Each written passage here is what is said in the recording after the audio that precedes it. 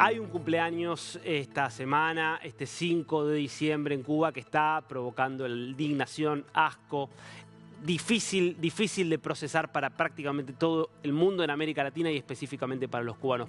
¿Por qué? Porque el que cumple años es Sandro Castro, nieto del difunto dictador Fidel Castro. Y esta es la invitación, y estos son algunos de los detalles que se han conocido de esta mega fiesta que se está preparando. Fíjate acá, celebrando el cumpleaños de Sandro Castro. Esto es en el bar F, en El Vedado, una de las zonas más lindas de La Habana.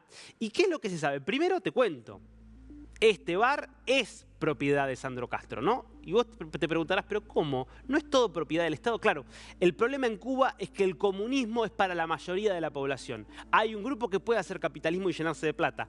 El grupo de aquellos que son hijos, familiares o amigos del círculo íntimo del poder político o del poder militar. Y en el caso de Sandro Castro es el ejemplo extremo. No solo eso, sino que lo que se ha conocido es que esta fiesta va a incluir cócteles gratis, tequila para las mujeres, porque así lo plantearon ellos, que vayan, bebidas, cerveza, todo tipo, artistas internacionales. Bueno, todo esto mientras Cuba se hunde en la miseria, en los apagones que siguen afectando a la mayor parte de la población ya desde hace meses, con problemas de hambre que superan cualquier otra crisis similar a la que haya vivido Cuba en incluso sus peores momentos.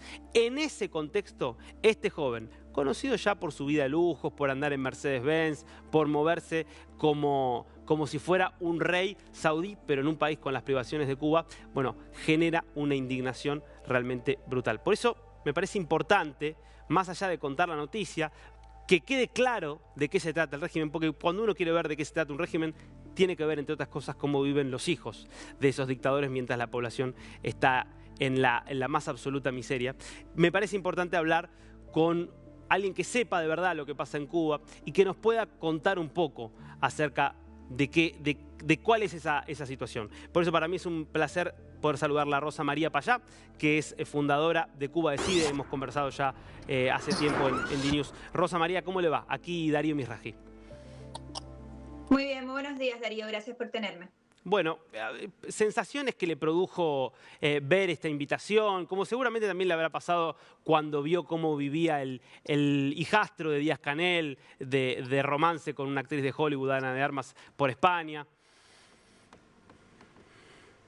Sí, así es. Y yo creo que hay que entender también cómo esta frivolidad criminal de Sandro Castro, del hijastro de Díaz-Canel y de su novia de Hollywood en Madrid, no solamente contrastan con la miseria generalizada y despiadada que vive la mayor parte de las familias cubanas, sino que también forman parte de las estrategias para tapar la represión sistemática y brutal contra los jóvenes que quizás con la misma edad que este corrupto que quiere disfrutar con las mujeres cubanas en el bar F, están siendo reprimidos y están siendo incluso asesinados en Cuba. Este fin de semana, mientras se hablaba de la opulencia de Sandro Castro, el régimen cubano asesinaba a Manuel de Jesús Guillén Espuglas,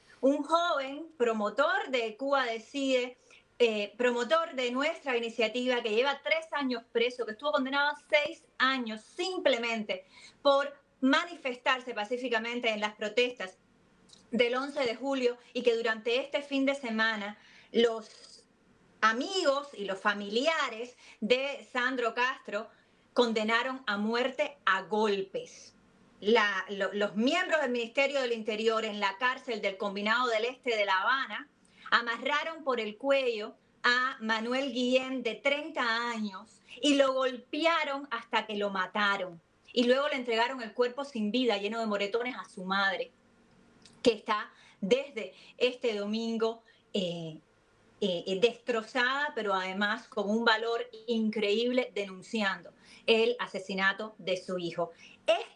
No solamente es un contraste entre cómo vive la clase comunista cubana, que son muy poquitas familias, y cómo vive la mayoría del pueblo cubano. Esto también esta frivolidad criminal que de pronto ocupa titulares en el mundo entero sirve para tapar la realidad de opresión, de tortura de los dictadores cubanos. Y Sandro Castro es cómplice de eso. Y el hijastro de Díaz-Canel es cómplice de esa criminalidad también. Y por tanto, esperamos que la comunidad internacional y especialmente los gobiernos de las Américas pues tomen acción para frenar la impunidad con la que se está torturando y se está asesinando en mi país. Rosa María, entonces, para que se entienda, lo que usted está planteando es, lejos de que les moleste que esté circulando esto, que digan, uy, qué problema que circula esto que evidencia que somos unos impostores,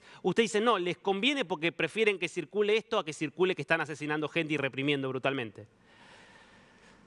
Desde luego, el crimen de lesa humanidad que constituye el asesinato de un muchacho de 30 años por decir lo que piensa en Cuba, es entonces tapado por la frivolidad, la complicidad y el crimen de su círculo de familiares y de su círculo de testaferros. Por supuesto que es una mala imagen también para el régimen cubano, pero a estas alturas del partido prefieren tener al mundo entretenido. Ahora, ¿qué estoy diciendo? ¿Que no se hable de esto? No, hay que hablar, hay que condenarlo, pero también hay que tomar acción. Y hay que tomar acción desde las organizaciones internacionales y tomar acción desde los gobiernos. El gobierno de Argentina ha tomado, a partir de la toma de posición del presidente Milei, una posición mucho más firme con la dictadura cubana, que contrasta, por ejemplo, con los gobiernos de Chile o de Colombia, que van a Estados Unidos a defender al régimen y a pedir que este régimen terrorista salga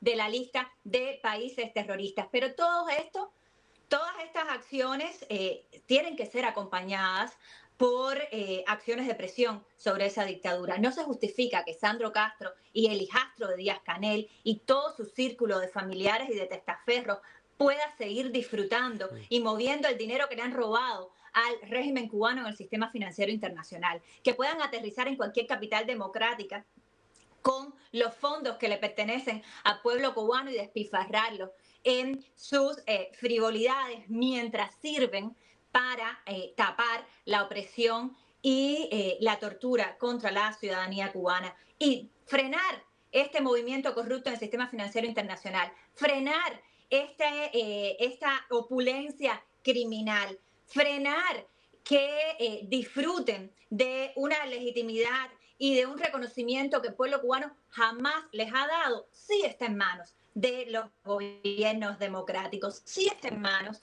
de los gobiernos de las Américas y de Europa, de Occidente, al final del día, frenar la impunidad del régimen cubano. Y fíjate, Darío, cuando nosotros decimos esto, no les estamos pidiendo que nos resuelvan el problema.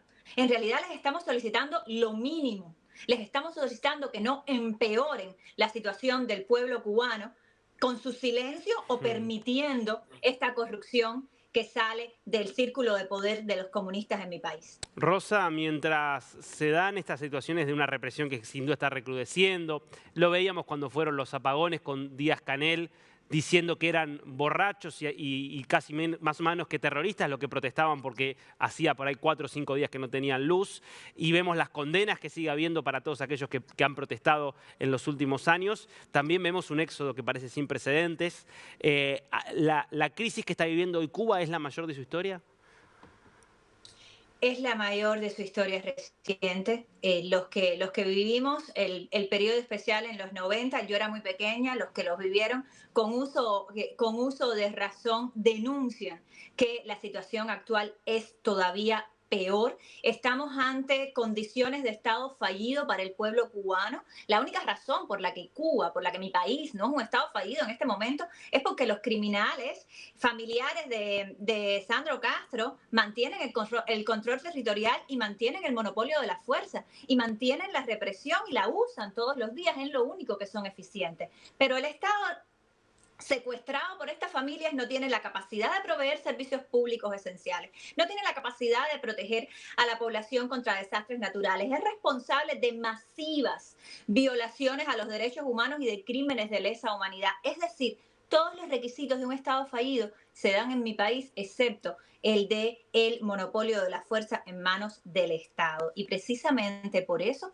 esta situación es urgente. Los cubanos están convencidos, sabemos, estamos dando todo lo que tenemos, que es nuestros propios cuerpos, nuestra propia vida, como en el caso de Manuel de Jesús Guillén, que acaba de ser asesinado por esa dictadura, para conseguir un cambio democrático. ¿Por qué? Porque estamos seguros que para salir de la crisis hay que salir de la dictadura. Rosa, le hago una última pregunta. ¿Por qué hay izquierdas latinoamericanas que se animan, por ejemplo, a condenar a la dictadura de Nicolás Maduro? Habló usted de Chile, Boric, por ejemplo. Pepe Mujica en parte también lo ha hecho en Brasil, en Uruguay, perdón, pero todavía siguen defendiendo a un régimen que claramente viene asesinando hace tantos años.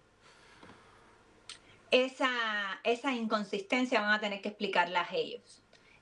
Nosotros sabemos que el régimen comunista lleva 65 años interfiriendo en los asuntos internos de los partidos políticos, las guerrillas, los movimientos criminales en América Latina, en muchos casos creándolos.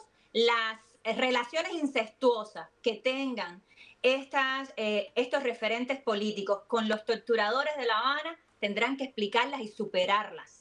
Estos referentes políticos, ¿no? Tanto en el gobierno de Uruguay como en el gobierno de Chile. Lo que está muy claro es que no estaríamos hablando de Venezuela si no fuera por la dictadura cubana. Lo que está muy claro es que la contrainteligencia militar que se encarga de torturar a los militares que desertan en Venezuela está controlada por el Ministerio del Interior cubano. El mismo Ministerio del Interior que acaba de asesinar a Manuel de Guillén en La Habana tortura a los muchachos en Venezuela. Y por tanto, si realmente quieren ayudar al pueblo venezolano, deberían ser muy claros en quién es responsable por la dictadura allí, y es Nicolás Maduro y el castrismo.